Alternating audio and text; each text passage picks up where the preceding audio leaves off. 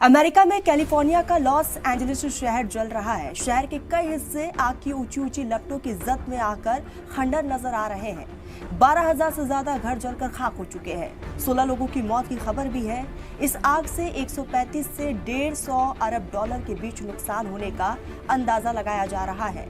इस घटना को अमेरिकी इतिहास की आग की सबसे बड़ी तबाही मानी जा रही है। आग ने अब तक 35,000 एकड़ से अधिक क्षेत्र को अपनी जद में ले चुका है।